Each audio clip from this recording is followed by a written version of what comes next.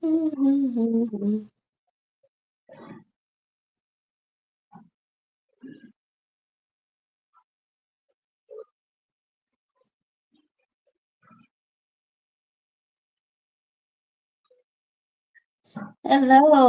hello, and welcome to Popcorn Music Spotlight. How are you today? I am Hello, good. How are you? I'm good. Who do I have the pleasure of being my special guest today? Well, I am E Jene, from E Jene LLC. We produce movies and more. Okay, what's the more? I want to hear more. You can't just say The and more more we and have not tell me what the music, more is. we have movies, we have books, uh, motivational speaking, and just all around everything that you would need from entertainment to inspiration. Okay, from entertainment to inspiration. So, how did you get started with your LLC? So I started, so I've had several different businesses. So I've had multiple businesses over the years. And so how I got to E Jene LLC, I was trying to find a name and I was like, I don't want to do somebody else. Like that's weird. And so my real name is Edwina. My middle name is Janae. And I was just like, how do I put that together? Because once upon a time, if you have to go way, way, way, way back, way back, way back, and you will find Lady J. So Lady J could have been for Janae, but at that time I was married and my last name was Jennings. So it could have been Lady Jennings, however you wanted to go. But either way, I was Lady J, radio personality. And I was just like, I don't want to use that name anymore. And Mhm. so E Jene came out of nowhere because like I was going through playing with my name and doing this. And so I took the remaining letters off my name and used my middle name. So it's E Jene. Jene is spelled the way it's spelled because I'm country. The line's supposed to be over the last E to let you know it's supposed to have an A sound. And it's not Mhm. Jean, it is Jene. So it's E Jene. And that's how E Jene came about. So the E Jene LLC came about after my 9-year-old niece committed suicide back in 2018, and I had to like pick up the pieces for my family, be the spokesperson on our behalf. And that's the motivational speaking for bullying, suicide, and grief came from after the passing of my 9-year-old niece. And so from that, I started writing books because I was on this radio tour for many, many months after Mackenzie's passing. And I met a writing coach and she was like, oh, you need to write about that. And I was like, absolutely not. And the reason for it was too fresh. I would say the wrong stuff. I would say too much. I'll talk about and really just go real. It would have been bad. Not only for just myself, but for the case in itself, Mhm. because we're still in court, we're still fighting for Mackenzie and for her justice, and all of the things that took place with that particular case. And so from that, I am a 6-time self published author. My first book is also a movie, and we are here to talk about my second book that I turned into a movie. Me and my cast, we did that back in November. We're going to release it in May on Mother's Day weekend. We're going to have a 3-city tour opening weekend. So May 9th, 10th, and 11th. May 9th will be in Columbus, Georgia. 10th, Atlanta, Georgia, and the 11th on actual Mother's Day, but back in my hometown of Demopolis, Alabama, at the home theater that I used to go and watch my movies as a little girl, and now my movie will be shown on that same screen. So I'm super excited about all of what's to come. I'm sorry about your niece. I want to go back to that because, like we talked before, I want to shed light on childhood suicide. And I know you can't talk about your case per se, but what have you Right. learned from that? Have you learned to look for any signs in regards to that so that we can educate somebody else and save a life, maybe? So we all know the signs. Like we know the signs. And it's not so much of the signs, it's so much as what they're gonna say to you. What Mm-hmm. are they going to let you in on, because 9 out of 10 times out of all the speaking that I've done, the reason I get more people to talk to me is because I'm a stranger. Mm-hmm. But then that also put me in a place of obligation, because if they're underage kids and they're telling me they want to commit suicide, I have to reach out to a parent. But the reason Right. they don't tell us is because they don't want us to worry. They don't want us to worry. My mom, and this is what a lot of people back in 2018 failed to do their research. My mother, whom she lived with at the time, because my sister had just gotten a promotion and moved to a different school system, and Mackenzie was going to go there at the end of the Christmas break. January, she would have started in a fresh new school because this was going on. My mother was a mental health counselor. She worked at the mental health center in our town for over 30 years. So with us having a history, a background, and my mom being in our family as a mental health, she therapist, so to speak,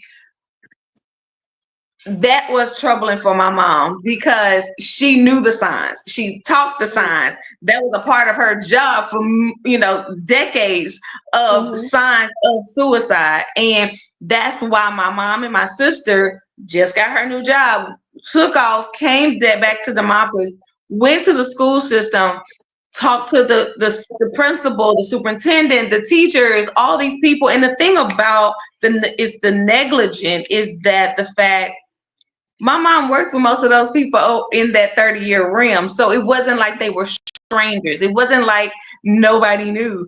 Everybody knew because my mom and my sister went. But can they really go and sit in school all day, every day? Absolutely not.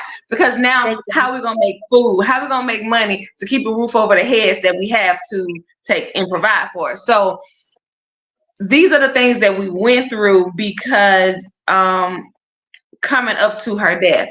So yes, we knew about it. Yes, we did things. Yes, there was meetings. Yes, there was plans. Yes, yes, and yes. It was the negligence of making the people that were causing the problem actually be accountable. And it Mm-hmm. was not only the students, but it was also the teachers and it was also the parents. Wow. And that is what failed Mackenzie. Um, and that's how we sit in the seat of losing her to suicide because it was it wasn't that it wasn't told. Everybody knew about it. Of course, that's the fight in court. Or they didn't know, and they didn't say that. But there's a lot of evidence that proves against that, which is the reason we're still in court on year what 21, 2, 3, 4, 5, year 7 of her death. Yeah. Wow. That's so sad that they don't want to take accountability for where they failed this child. That's really sad. But to Yes. change the subject and get to a brighter note, what was the inspiration to get you to start writing this book series that we're going to talk about? So when I met that writing coach and she was telling me to write about Mackenzie, and I was like, oh no. Well, she was like, you got to write about something, and she was right. I did need to write about something because people were giving donations to the Mackenzie Foundation that we started on behalf of Mackenzie to help bullied families, bullied kids. And at this point, we're moving into a realm of bullied adults. I mean, it's gonna get real deep around here when we get involved in that. And movie number 2 actually start bringing that out. But let's go back to how it started. So instead of me writing about Mackenzie, all of my books and even my movies are dedicated to Mackenzie. Mackenzie does make an appearance in both of the movies. You ask why, you got to go see how, and that's how. Okay. Um, so I went back and found some notes that I had sent some of my homegirls back in the day, and so I wrote about a divorce. So Okay. book 1 is called "What Death Do We Part." What death do we part? Because when we get married, we say in the vows, until death do us Let's do part. a And a lot of time. people get that movie mixed with my movie because my movie is not until death. It is called What Death. And the meaning behind what death is, you can go through so much in a marriage and you can get over so much in a marriage, but what was what they say, the straw that broke the The camel's camera back? back. Yes. Right. What was that thing that caused you to part, because it's not until death, it's what death. A lot of things die in a marriage, but what was Mhm. the death that caused the destruction of you two to be done? So that is why it's called what death do we part. I get it, because I mean that shit's like people don't look at it that way, but the lack of intimacy could be the death that Yes, did y'all part. yes, A lack of yes, communication could be the death yes. that did y'all part. A lack of Hmm. time could be the death that did y'all part. A lack of Yes, commitment, it could be the death that did y'all part. No yes, loyalty, yes. no trust. There are many Right. of things that can cause a death in a marriage besides Yes, physical death. I love it. absolutely. Love it. Absolutely. That's where the title came from. And from that, I told my writing coach then what years is 5 years in. I told her 5 years ago, I was like, oh, I'm only gonna do one. I'm just gonna do one. Child, I'm on book 6. We're gonna release 7 this year. It's become help, it's become therapy to me, because losing Mackenzie, that's how I began to heal, especially when I get to book 3 and 4, because I get to move into more of a supernatural realm. Mhm. And Mackenzie makes her appearances not as herself but as her character, and it gets juicy, baby. I'm looking forward to it. So part one is out now. How can we get part one? Yes. So part one movie, and so let's go into the differentiations of the name. So the name of the book is What Death Do We Part? Just What Death Do We Part. You can find all my books on Amazon. Look up E Jene, and you can, all of them are attached some way or form or fashion. But the movie is called What Death Do We Part? The Revenge. So here we go. Oh, I had to film that movie twice in 1 year.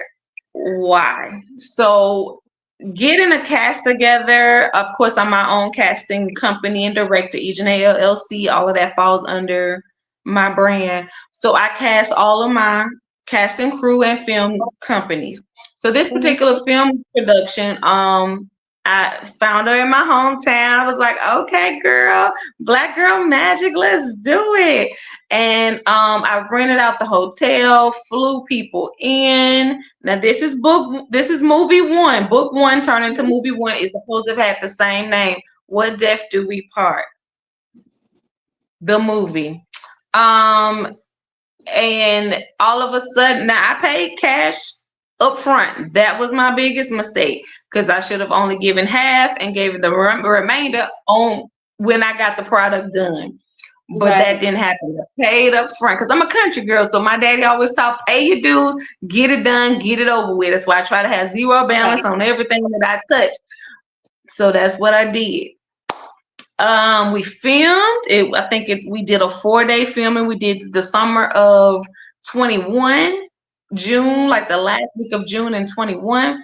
We were supposed to do a premiere on my birthday, August 30th in 21. I had rented out this big 15,000 square foot building in Atlanta, had it tricked out of people, tickets. We sold out over 300, almost 400 tickets for that premiere in Atlanta.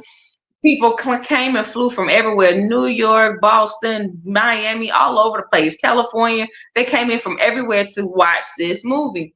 All Mhm. for this girl to send me the movie not done the night before. Now, let's go back. Okay, so we filmed in June. 30 days from that date, July, I think it was like 28th, we were supposed to meet so I can go and see it, give any corrections, give the I had already given the hard drive, the megabyte, so everything can fit on my hard drive.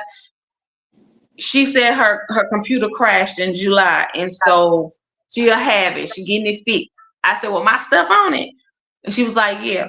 And from July the 28th of 21 all the way to like the August 29th, me and my now husband, we and a couple of the Congratulations. cast members went to her house.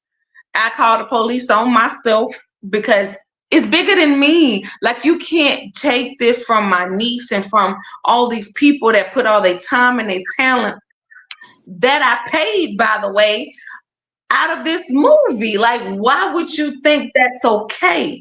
Like, you thought I was half stepping or coming on some foolery? No, I came to handle business.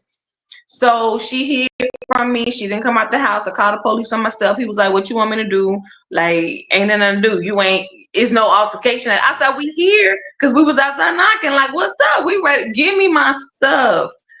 Ended up tracking her computer down in Birmingham. We had to go over there. We couldn't get it because the police said it was in our property. I said, "It is my property because I paid for it and my hard drive is on there. I want my product. Give me my stuff." So the night before the premiere, which was August 29th, 21, she sends over this zip file, and my movie ain't even damn done.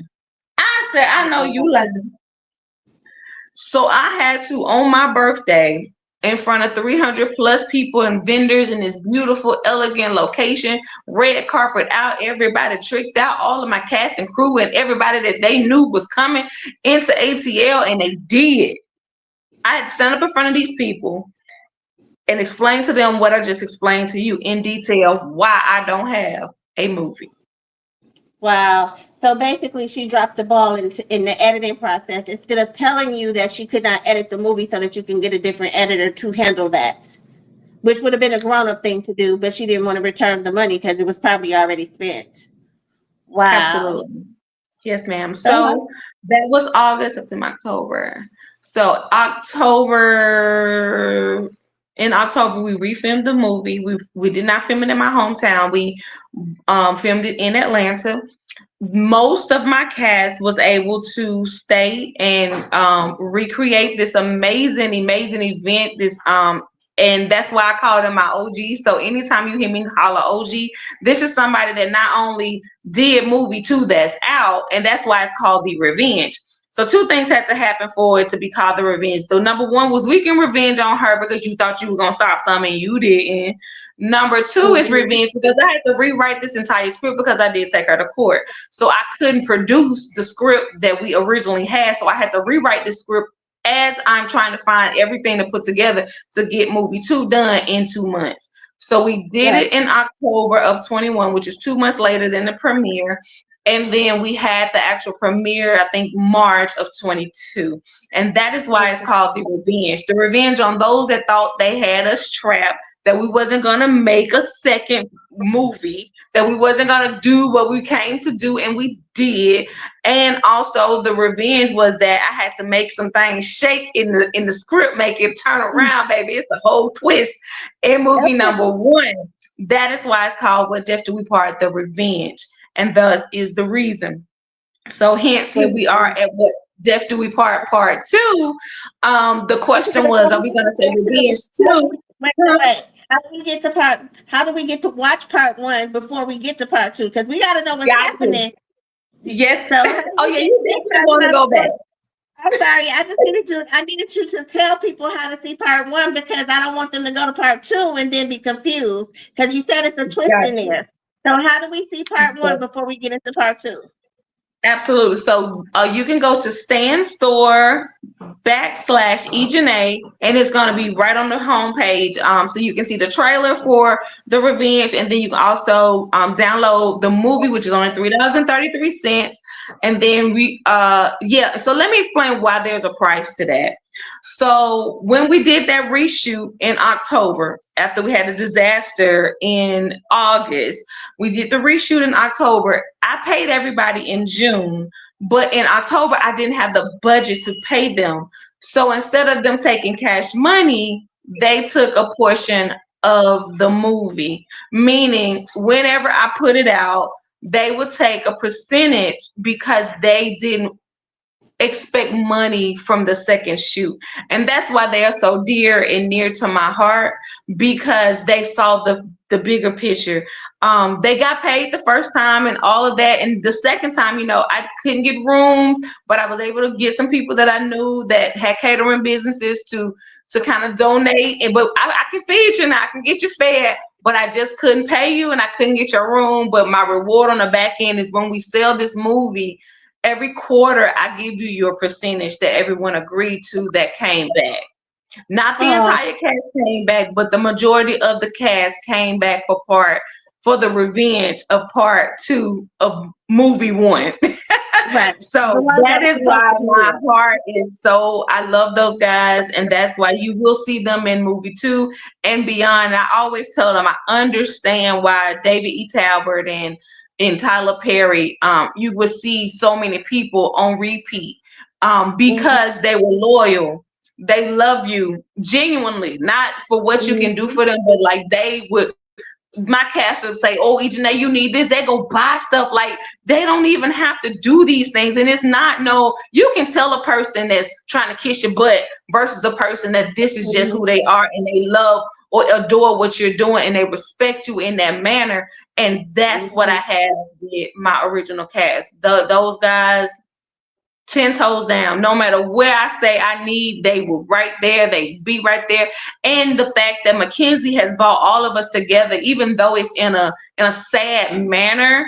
However, it is in an uplifting manner because we can all support and lift each other up when it comes to losing a loved one to death. It is, and not only that, her life matters now because we Yes, may have lost her in the physical form, but look at how many lives yes, she's saving because of her yes, life. So absolutely. it's always good to look at the light because I lost a child, so I know what it feels like. But Yes, I live for yes, him. Everything that I do for him, and I try to yes, live in a way to absolutely. where I know he's watching so that I'm making him Yes, proud. So the yes, same thing with Kenzie. She may not be here, but her life and her legacy and her spirit energy never dies. Her spirit is yes, here. yes, And she sees the work that absolutely. you're doing on behalf of her. Yes, So she's saving yes, multiple lives. So that's the yes. benefit of that. But now that we know how to watch part one, let's get into part two. Yes, so part two. So is what depth do we part two? The trailer is on that Stan Store backslash E Jene as well. We I filmed think this in November. let's You gonna go play into the it? trailer and then we're gonna talk to it again. We're gonna watch the trailer first because These I just gams have and Okay, it. lames, good. I'm ready for a real damn relationship. Okay, me and her get along. Y'all two need to get along so we can all get along. Wes, where you at, man? How you doing, beautiful? I'm doing good. How you doing? One of the McDonough family members shot up the courthouse, injuring many people. I've been calling and you ain't responding. Look, I had to lure him in. I had to be nice. You know that's hard. Here you go with the nice shit. Let her Shit. get it over with. Come on. These are the divorce papers that I've been trying to get you to sign for a very long time now. I'm so glad you're here. Oh my God. I got time for this shit. I know that bitch got something to do with that.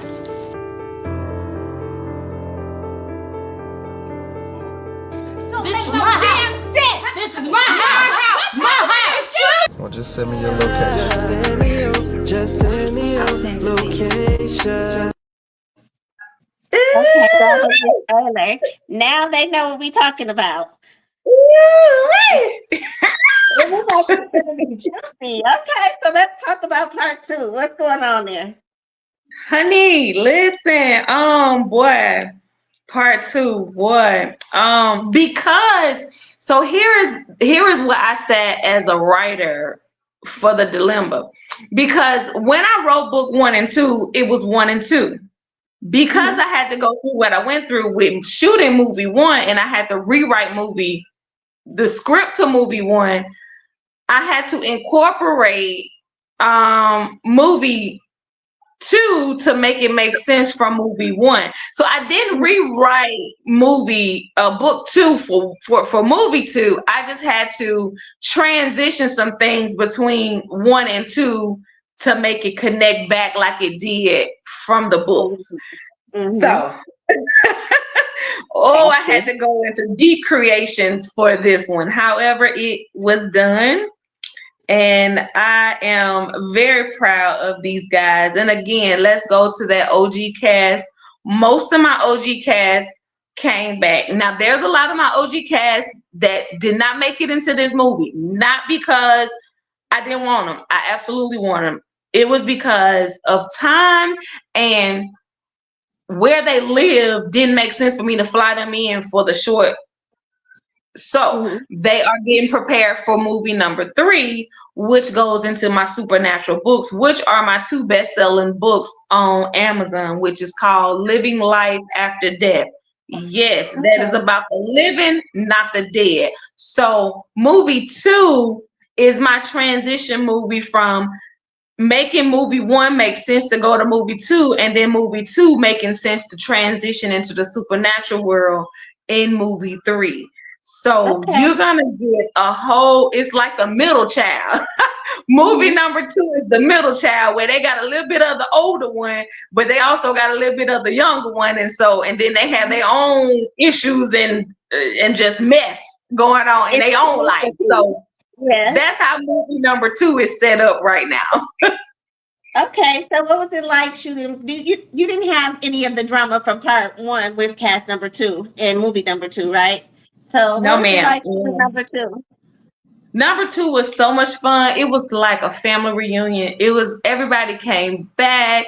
They were excited. We would get to see each other. Cause see, the thing I do, and I pride myself on this very much, is because of the month before we film, we have mandatory practice every twice a week.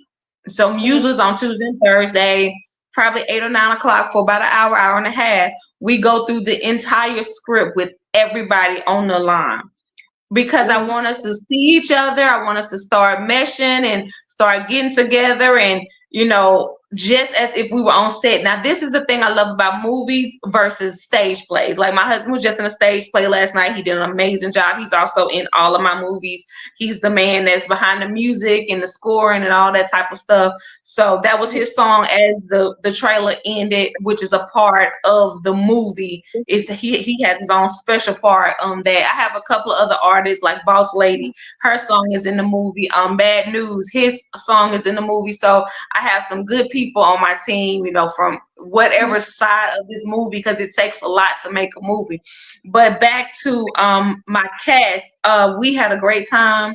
A lot of us hadn't seen each other in a couple of years face to face. We chat and we online, but just everybody, that all that love and energy and just all of this come back to bring up Mackenzie, and we get to talk and get to catch up on everybody's lives and anybody that's lost somebody. Like my son is working on a documentary part of that, where I had my cast to come and talk about what filming this movie meant to them, and so much was that they realized they haven't been grieving properly. They realized that grieving is a process and that is really not a destination to grieve. And so this movie, it just comes together so beautifully, and they had so much fun. And if you follow me or if you follow me from this point forward I'm only on Facebook and Instagram, but you will see all of the behind the scenes that I allowed them to post to get people excited to come and support my cast and crew and come and support the life and legacy that Mackenzie is still leaving. My son is even in this movie.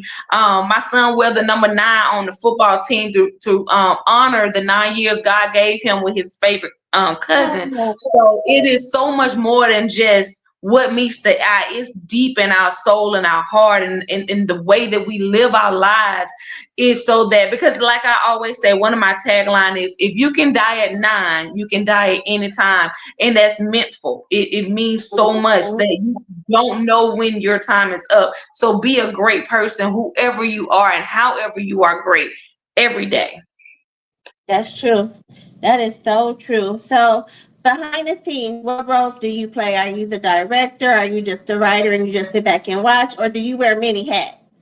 Many, and not only just me, but my cast too. So let's start with me, and then I'll go down some of those guys. So me, I'm the writer, director, and producer of both my movies. Well, all three really. So I wrote it, Mm-hmm. because changing a book to a movie script is a whole process. And now the way that I write my books, it's an easier process to transition them to scripts, because when I first wrote, because my mind wasn't on making them a movie, first of all, actually I wasn't supposed to do but one book, but I did more. So with that being said, it's a process. And in these first two books, I didn't have a lot of detail. So turning them into a script for movie wise, I had to go in. I had to name people because everybody didn't have a name. It was such and such husband. Who the hell is that? What their name is? I can't say, oh, this is such and such husband as a character of what? It's like you got to give detail when you come to the movie side.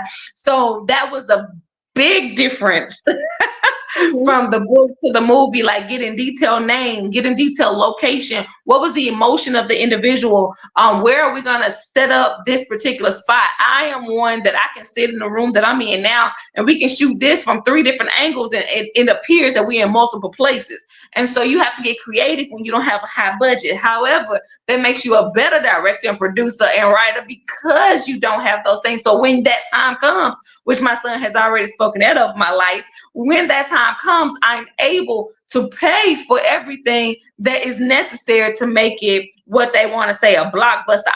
I'm a low budget blockbuster baby. I ain't never low. What you talking about? Don't Right. demise small beginnings, sweetie. And We I good just over told here. somebody Me that. and my cast and crew. I literally just told somebody that the other day because I don't know if you know, but I'm also a producer, a director, an Yes, actress, and all of that stuff yes, too. So I was explaining to somebody that when you watch a movie as a person who works behind the scenes on a movie, you're doing what you just said. You're looking at yes, this room, looking at how many different ways I can turn this camera to make this more than one yes, thing. yes, And when I explained this to somebody, they was like, huh? I'm like, never mind, yes. you wouldn't get it. I mean, You but wouldn't get it. You wouldn't get you it. would You absolutely unless wouldn't you're get it. behind the Nope. scenes making movies and you're doing independent films where you have a limited budget and it's not Yes, a big budget. Because I've done both now. I've done a no budget film and I've done a big yes, budget film. And I can yes. honestly say that that no budget film made me better creative when it comes to the Absolutely. big budget film because you Yes, know how to budget better. So yeah, absolutely. trust me, I know. Absolutely. But people Because don't look at I it that have way. an event space, and in my event space, I was so thankful to God I had that space because I was able to house my cast and crew, and call them. You know, we have to have a schedule, and we did a 3-day. I think we ran 45 hours in 3 days, so we had a tight schedule. And so instead of everybody running all over the world, go to the event space. That's where breakfast, lunch, and dinner was served. I fed you all 3 days. Nobody had to be hungry. It was even people was donating. Those are some of my sponsors. They will, bring a water and juice and drink and whatever, chicken. It didn't matter. It was my cast was taken care of.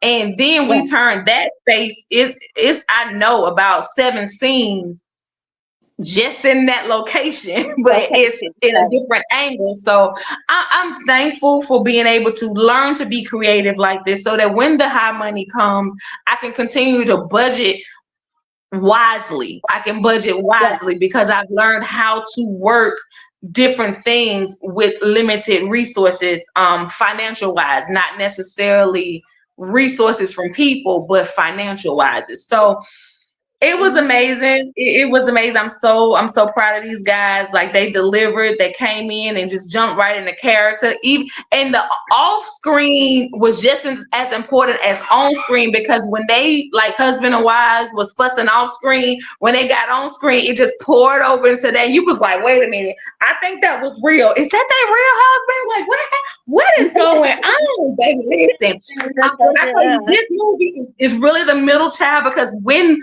the movie is over with, baby, you not even gonna want to be let loose because we gonna grab your heart. You gonna cry. You gonna cry at least 2 times because again, both movies are centered around therapy. Because we always Mhm. talk about mental health, but nobody ever go. So we want y'all to go to therapy in real life, because that's what we do in this movie. And so there are some parts again, learning from being taken advantage of from movie 1 that I explained earlier. Now I create 3 scripts. Nobody has 2 of my 3 scripts. My cast and crew get script A. Not that I don't trust nobody, but I've just been through enough to know that this is what we're going to do. So when script B and C is incorporated, that's when I talk to people offline. And I talk to them offline about their character and what I want them to bring out that is not in the original script that everybody else has. But what we're talking about is script B and C. And so I go back and talk to people offline. So when we get on set and they say a line that's not in the other person's line, it's authentic. The response is authentic, that they can be like, what? that reaction is not what was expected from Right. practice because we don't deliver that until we're actually on set. So this particular thing, in therapy, one of the cast members, she gonna tell y'all, look, she told us up, baby. She told us move up on. We really had to take a good clean 15 minutes because everybody was crying. The film crew, anybody that was in the room for production, all the AP, nobody eyes was dry. Like it was.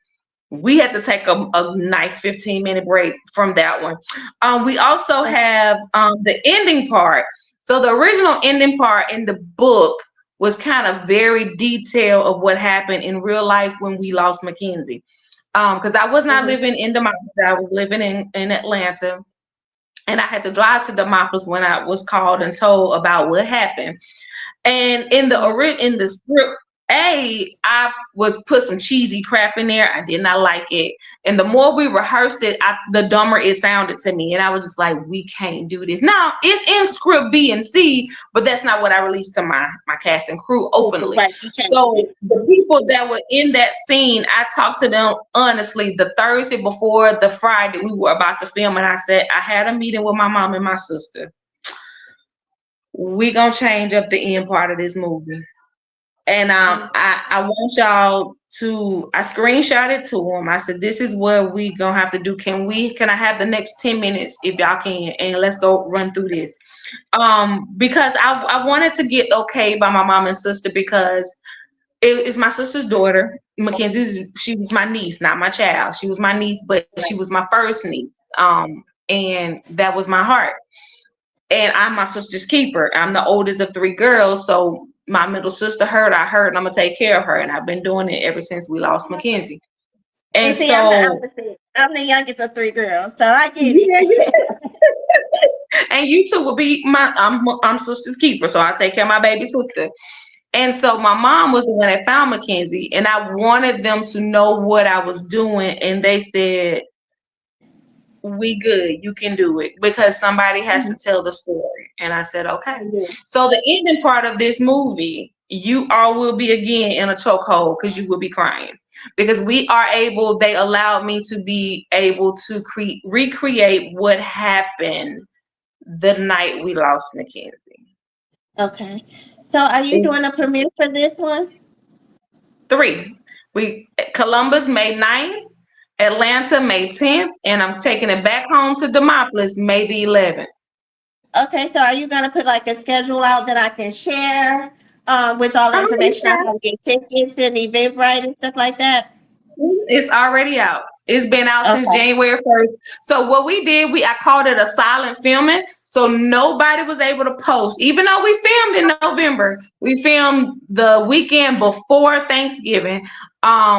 We didn't post anything until January 1st. January 1st, everybody on my cast and crew, that's when we started posting. Oh, it's in May, it's Mother's Day weekend, which it is. So we've been posting since the first of the year. So we in February now, and we're ramping up. We ready. I just actually put out a thing tonight so that I can know who all needs a hotel and what city, so everybody can be in the same place and location.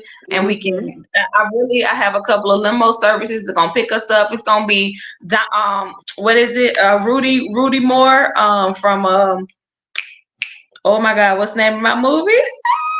Okay. I know who you're talking about. He was an old school guy. I think he was in the Gangsters or something like that. Yeah, I know he who was it a is. movie producer. Yeah. Yeah, he was in a lot of those old exploitation movies. Dolomite. I'm Dolomite, the girl version. I knew The he girl was. I version, couldn't baby. think of nothing that he was in though. But yeah, I was pulling up with my squad. Huh? He's coming to the premiere. Who? Rudy Moore. You was just talking about Rudy Moore. I mean, I thought he passed. Did he pass? I don't know, girl. I just know he was from the black exploitation movies, but I don't really follow his career. So yeah, I think he passed, but I would have loved to. Girl, he may have, because we lose so many legends, but I don't. I haven't followed him. I really don't watch a lot of TV unless it's something political that's going to affect my budget. Right, and I'm the same way. I'm just a Law and Order girl, so that's part of all of you'll see me watch because I don't want people to think, oh, she took that from my movie. No, baby, it had nothing to do with you. First of all, I wrote the book, so go check the book out. It was way before you even did. Let's copyright this thing. Right. It was not for you. It don't got nothing to do with you. Do you have Right. your casting crew sign non-disclosures? Because I know you were just saying that you're real protective about your scripts, and I know Yeah. your script, and I know that having them sign non-disclosures takes some of that fear out of it. So yes, they signed non-disclosures along with a whole list of other things. Even this time it was more in depth than the last time because this time we had to hold we share pictures among each other, but we had to hold all that until January 1st. So everybody non-disclosure included no posting on social media or even telling anyone until January 1st. So yes. Okay. That's smart. So I'm excited about your baby. I do have a video Yes. of your crew and your cast. So I want to show that a little bit of that, Okay. and then we could talk about some of the people that touched your heart, what roles were important to you, how they brought their part into how they Yes. implemented their character and brought it to life. Okay. And if you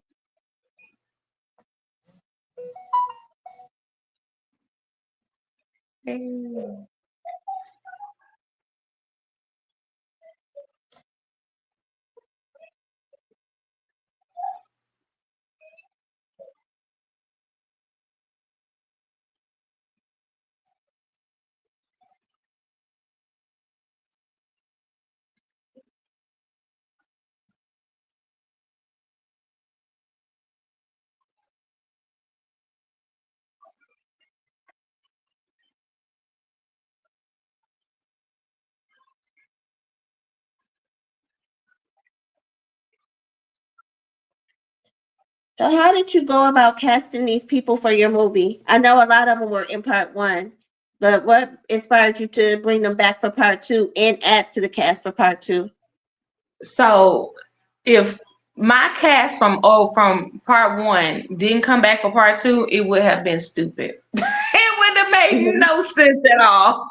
Absolutely no Okay. sense. Like what? How you go? It would have been crazy. So I'm so thankful that they were able to come back. If you would notice on some of those, it'll say two characters. That is Mhm. one thing I love about this cast is that they are multi-talented. So there are several that played multiple um, characters in movie one, and they also came and played multiple characters in movie two. See, big Okay. budgets ain't the only one that can have stunt doubles, baby, because I got some too. In movie Right. one, Right. there's some places that there were some stunt doubles because one of the ladies got sick and another lady that kind of looked like her, kind of shaped the same, jumped into character and got into it, did her thing. Over here for this movie, let me see. There was yeah. Some one of the cast members had a family emergency and they couldn't make it from Alabama. So that's Mhm. when I came in. I had to step in and be the social worker. Did not have any intentions of being that, but I had to do what was in the. I had to do what I had to do. So I had to Mhm. take off the writer director role and step into character and be the social worker. Mhm. Also one of the lead roles. This time she's the voiceover, but you do get to see her. The mother of that, it was a mother and a daughter duo that was coming from Alabama. They had a family emergency. They couldn't make it. So the daughter was the social worker that I had to play. And then the voiceover season Pam, she had to be the mother's and she was the court clerk and she was also the voiceover in the movie. Then I Right. think we had Avery. Avery, he has a really big role. He's called Mac. He's one of the husband boyfriends of the main character, Pam. And he had to become a police officer in this one. But in the last one, he was also Mac, and then he had to, transform to Deacon, make him feel good. I'm telling you, you got to go back and see number one, because you is playing with your life, not ready to come to see number two. I'm telling you. And what was so amazing about the original cast, my OGs, is that some things that happened in movie one, they were able to ad lib it in movie two to piece together the entire script. So it was Okay. so amazing. when they did those little nuggets, they dropped them in. I was like, come on in. I know what you're talking about. But if you didn't watch it, you have no idea what they're talking about. So it's amazing. And my lead character, Sade, it was so crazy because Sade was she's a part of the Revenge, but she was not a part of the original one. Because the original girl was like, oh, this too much, whatever, and she didn't want to come back. And I was like, that's fine. It's cool. So I had a type, that song. I don't have no type, but you do. Right. I had a type. And so because Sharon was the seasoned Pam, Sharon is light skinned, she thick, red bone. I needed another light-skinned girl because the original girl was light-skinned. She wasn't as curvy as Sharon, but she, was going to make it work. But thankfully, with this reshoot with the Revenge, we were able to cast a beautiful red bone, curvy, younger version of what Sharon looks like in real life. So it was amazing. Do you understand me? Amazing. And then the girl could act. I was like, you got it. You got it, my girl. Come on. And she's been a doll ever since. Like, she's just been my right hand girl. Like, I say, hey, I need this. She's like, I got it. Don't say less.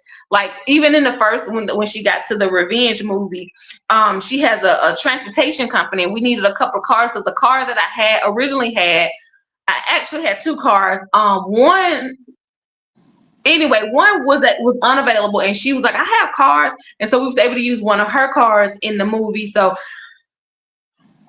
amazing. Just step in and just was there. That's the best type of cast to have. The ones that come through in the clutch. That's the best type. And she did that, and she did the same over here. And she just flows with it. Like, she asks questions because a lot of people question mostly is this real? Did this happen in real life? And 80% of it is real, or 20% is fluff. Because I gotta make a good storyline. People don't like just okay drama. They want some real drama. So I gotta give you real drama. I gotta go overboard with the drama. Like, it's underlining its truth, but on top is like, ain't none of that happen, because the movie is so realistic in my head. I'm like, now did that happen to me? Like, what the heck? What? Okay. But that's because I'm book number 7 in. I don't know what the script say. Read it to me. I don't know. That's why I gave it to y'all to read it back to me. I don't know. I am not scared to say I don't know. I'm on book 7. We working on script 3 for the movie. We talking about y'all back here. Y'all catch me up. I don't know. I don't remember what I wrote. Tell me what I wrote. So we find ourselves doing that a lot on set. If you'll see some of the behind the scene pictures where I'm sitting in, I got a paper in my hand. I think I got the hooch, what is it, houndstooth jacket on, and then I got a white dress on where I'm looking through the script. It's because they said, E Jene, you wrote it. What it say? Give it a damn script. I don't know what I wrote. Where's that? Let's go through it. I can remember in my head, like, they don't go like that. The job to know what's in that script, not the writers, because we forget. But they would say something. I was like, I don't remember writing that. What that's supposed to say? And they was like, you wrote it. Bring me the damn, bring me the script. And that's how we ended up with that picture, because they trying to tell me what I wrote, and I'm like, I know damn well I ain't write that. So no, I didn't. They was coming up with some stuff. Some of it we keep, and they love me for that, because they say some people are so anal about what they write, and I'm not. I can't say I'm anal. I do want it done a certain way, but I will accept because you in this character, and if there's something you feel that I'm not feeling, and we talk about it offline, I'm more than likely gonna be on it, because I want that authentic. What am I saying? Authentic. Yeah, authentic. Yeah. Yeah. You want to be because why can I get that out? What was up with that? I don't know. I'm gonna blame it on the Takis because my daughter had her birthday this weekend, so we did birthday stuff before I got online. So I'm just gonna blame mine on the Yeah. Takis. So you can blame Girl, yours you on the can water. too. Water. We gonna I blame ain't it on on something. I'm bringing on. Look, I'm bringing on the alcohol that I ain't got. But That's why I said water. So we gonna blame it on something. It's the popcorn floating on the street. I love but it. my I love it. cats, I love it. they Um, are amazing. I love the respect they give me, and I respect them right back. I'll do anything for those guys. Any way I can get them awards, I can get them in another movie, a play, anything I can do, anything I find. Like when you post something, I'll be sending it to the whole chat because my thing is, like I told them in the first two movies, is that I want you to go off and get experience from somebody else because when you come back to me for our next movie, I want you to be better than you left. And I plan to mhm. be better when you come back because the whole point is for us to evolve. And if we're not evolving, I don't want you to sit and wait until I got movies when all these damn people around here got movies. Come on, you good. Go cast. Go do what it takes to be in the movie or in the play or whatever it is. Which hence my husband was in a play, last night, and he's been practicing ever since we got off set from the movie. Like, I want you to be a better actor when I come back to you. I don't want you to sit dormant because dormantness is not going to make the movie or what your character's supposed to be better. I need you to go get that experience. Go build that portfolio. Let's do it. And I will help as much as I can. Whatever I see, I send it to them. I ain't no gatekeeper. I ain't no hoarder because I do need you better because I'm going to be better. So everybody got to be better. I don't need you to be backwards. We ain't back in one. We going to 3 and 4 and 5 and 7, 10, 12, whatever. But I don't want you to be in 12 looking like you was in 1. The hell? No, that's not evolution. That's dumbed down. And we're not doing that because our budget has got bigger. We got more sophisticated. We're not going back to that. So no, I need you better. And that's one thing that I like about my career path. Not only do I'm Milwaukee based, of course, but not only do I have movies in Milwaukee, I have movies in Detroit too. Right. And not only I can do everything behind the scenes and stuff, or run the camera equipment and do the sound, but I'm learning that. I'm asking questions when I'm on set those 6 days or whatever. And a lot of people don't do that. But I sit back, watch, and I learn because you never know when something may happen and you may need to step in that hat, just like you did. You were on set as the director and ended up playing the psychologist. The social worker, Social worker, because it was needed. I've been on set before where I'm working as an assistant director, but I'm jumping in the scene as the bartender because we don't have one. I'm the Uber driver because we don't have one. So when you're on set, you have to always be prepared to step into character as need be because you never know what may happen. So you have to be versatile and you need to learn how to work with other directors, other producers, other writers, because every set teaches you something different. Yes, absolutely. So I agree with you when you say don't leave them stagnant. Go audition for other people, test the water someplace else, and then come back to me more seasoned because you're gonna have more flavor when you come back. So I get it. I love it. And you can tell. And you can tell from movie 1 to this movie who did just that. Right. Because the ones that did just that came back with more knowledge of how to be on set. And like a lot of people don't know that there's a difference, like your husband knows because he's into theater, he's into drama acting. But a lot of people don't know that you learn more from being in theater than you learn from being in movies. I started out as theater. So because I started out as theater, when it comes to knowing my lines, it's easier for me to retain that information because you don't get a cut when you're in a play. You don't get an action but one time. You get one cut at the end or an intermission. But once it's go, it's go. If you mess up, you gotta keep going. You can't stop, pause, reset. So I think that I recommend a lot of new actors start with theater because it's going to make them a better actor overall. And a lot of my cast did come from theater. Like the lead role, she did more stage plays. I think I was her first movie when she did The Revenge, and so it shows, and that's why she's still the lead because she can retain those lines, and she can improv with those lines, and she can go where she needs to go. She just And she knows how to make her face express what she's Yes, saying without using the yes, words, because they teach you that in theater, absolutely, and they don't really absolutely. teach you that as far as movie acting go. Right. It's something that you have to know. Now, one thing I did know that when I transitioned from theater to movies, that theater is more dramatic. So we're more Yes. over the top when we do theater because we have Mm-hmm. to really sell Mm-hmm. it. So, as a transitioning over, I had to tone that down a little bit because, like I said, Yes. I started with theater as well. Yes. But it taught me how to be a better actress because I know how to Absolutely. retain those lines and I know what Yes. facial expression. If I'm sad, I know to make a sad face and how to sell it and make Mm-hmm. it not look fake. Because Mm-hmm. some people you can see when they're overacting and it comes Yes. off as overacting. You have to Yes. really go into a place to where you can sell that. And Yes. that's why they talk about a lot of Tubi actors. And speaking of Tubi, that's another question that I have for you. I'm gonna pay the $3.99 and watch the first one because I want to be ahead of the game with before May. Yes. But are you ever going to put your movies on like a platform like Tubi, Amazon Prime, or anything like that, or are you just I gonna do. use them to leave them private sales?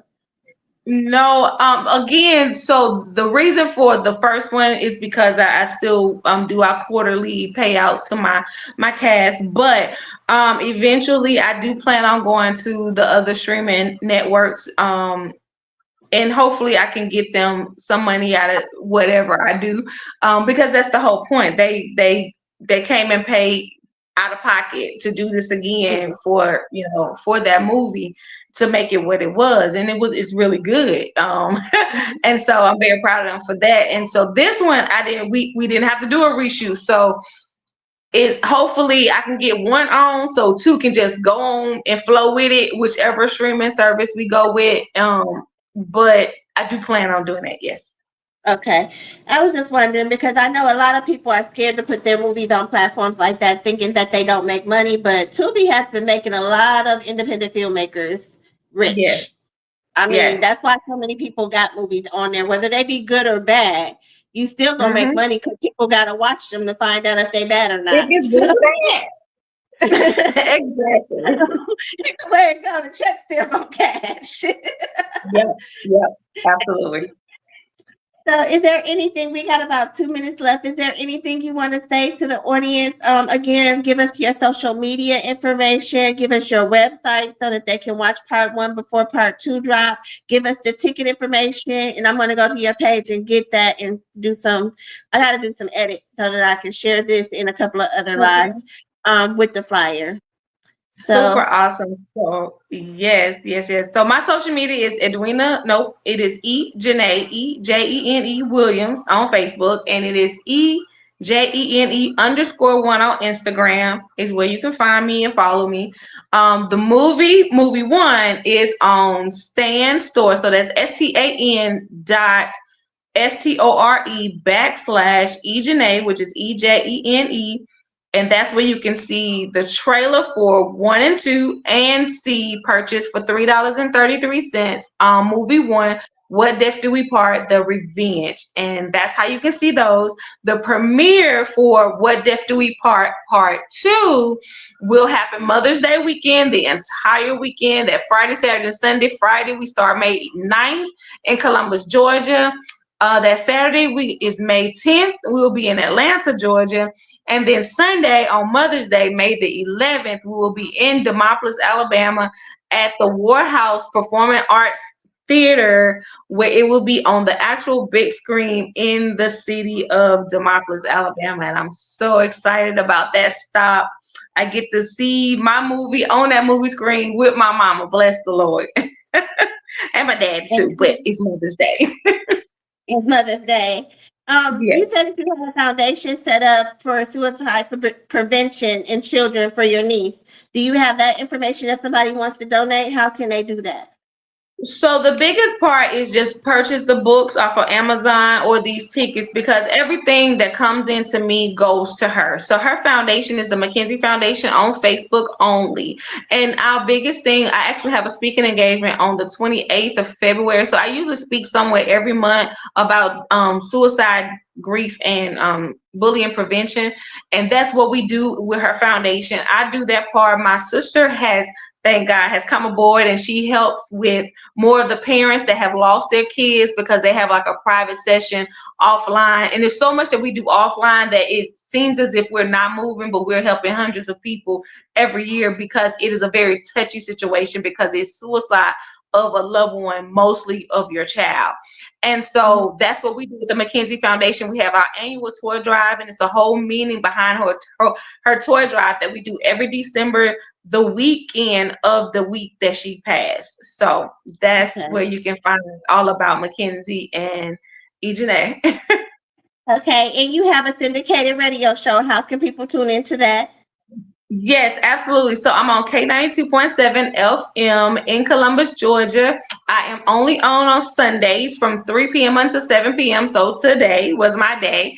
And you can listen to me on K92.7.com. We have a K92.7 app, and you can take us everywhere that you go. That's what I say on the show. Okay. Well, thank you for being my guest today. Thank you for Thank sharing you your for niece's having story with me. us. Yes, And ma'am. hopefully we can save some lives with this podcast because you never know what people are going through. We have your contact information out there, and if anybody asks me any questions in regards to childhood suicide, I'm gonna send them your way because even though I lost a child, I never lost a child to suicide, and there's a Yes. difference. There's a Yes. difference. Yes, But it I is. did recently lose a kid that I worked with at daycare. One of our Yes. daycare babies ended up killing herself like October of 2024. She killed herself. So that it wasn't my child, but it was a child that I saw every day and worked with. So that kind of like upset me, but I still didn't know how to process it. So I stayed away after it happened because yeah. But a lot of It's people tough. don't know how to process it because you don't know what to say and you don't want to say the wrong thing. So Right. we send people to the professionals like you that have taken time out to learn what to say to people so that you Absolutely. understand the wrong thing. Because I know even when my son died, people said the wrong stuff. And, oh, God just wanted an angel. And my process was, if God wanted an angel, why he didn't take one of these kids that's suffering, that's being abused and molested? That's what my response was. And I had to stop, think, and not be about it because I was hurting. Because I lashed out when that lady told me that. Like, because I'm like, why do you take my child and my child taken care of when there's so many that ain't? Take one of them. And, I mean, not wishing. I wasn't wishing that on anybody's family, but I was hurting. So, that's why I said you have to have somebody that know what to say in that moment and how to say it because you don't want that type of reaction that I gave that lady. And I felt bad after I said it, of course, but at the time, it just wasn't the time for it. It was not the time. Yep. It wasn't. Yeah, but okay, I'm gonna end this live because it's 8:03. Yes. Thank you again, and I know you got stuff to do because you just got home. Had to get on Yes. live. Thank you again. Thank you. You're welcome. Love you. Thank you so much. Good night. Bye bye. Bye.